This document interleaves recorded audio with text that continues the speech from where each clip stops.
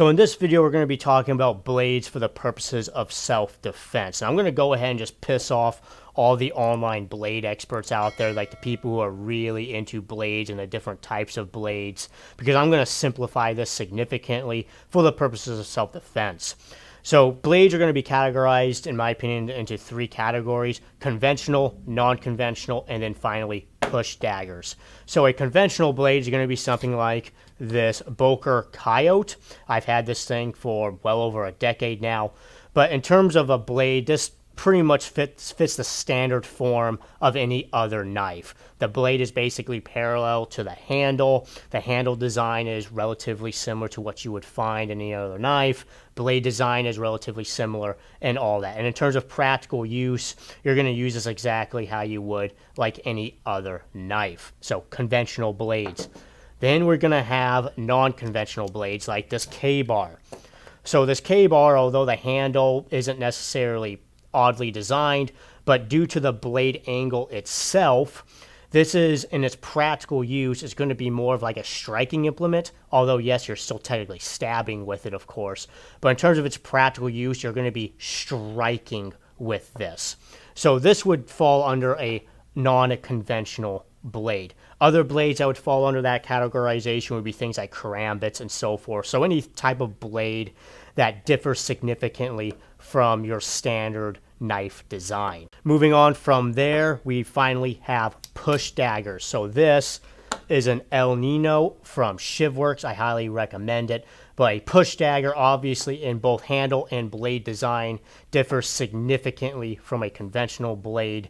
The handle is buried into the palm and the blade sticks out in between your fingers, and this is solely purpose-built for self-defense and fighting. And practically speaking, how you would use this is significantly different than how you'd use a conventional blade, because this is most certainly a striking implement. You are punching with this rather than making a standard stabbing motion, let's say, like you would with a conventional blade. So those are the three types: conventional, non-conventional, and then push dagger. Now, ultimately, which one you choose to carry is totally up to you. None of them are wrong. It's going to be dependent on what you are going to utilize it for. If it's purely for self-defense, then I would recommend going either the push dagger route or the non-conventional blade route. However, if you want a blade that's going to double for both self-defense and also used for utility, you're going to want to go the conventional route, like this Boker Coyote. So let's say you want a blade that maybe you're going to go hiking, and you want a blade both for self-defense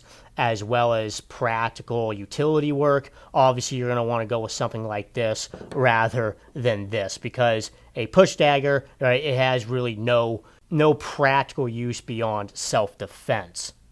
Now, if you're looking for a blade solely for self-defense, I would recommend personally a push dagger.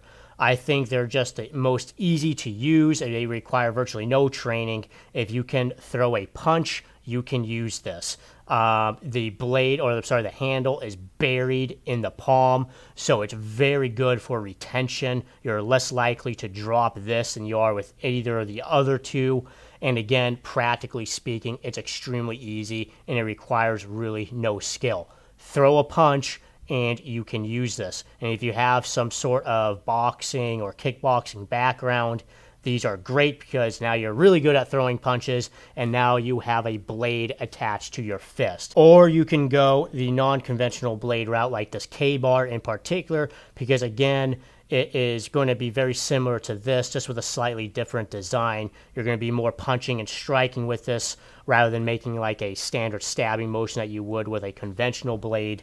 Retention is going to be a little bit better with this, and again, practically speaking, it requires very little training. You just throw punches, and now you have a blade attached to your punch. But again, there's absolutely nothing wrong with going the conventional route, even if it's purely for self-defense. But just be aware that these are a little bit harder to use, and you're more likely to lose retention of this blade as well during a fight, which what I mean by that is you're more likely to drop this, which, if you don't believe me, go take a class, any sort of dedicated knife self-defense class. Highly recommend Shivworks EWO for something like that, and you will come to the realization that dropping blades during a fight is actually rather common. And it's more common with these conventional blades as opposed to these two, simply because of the design and the handle blade and how you use it.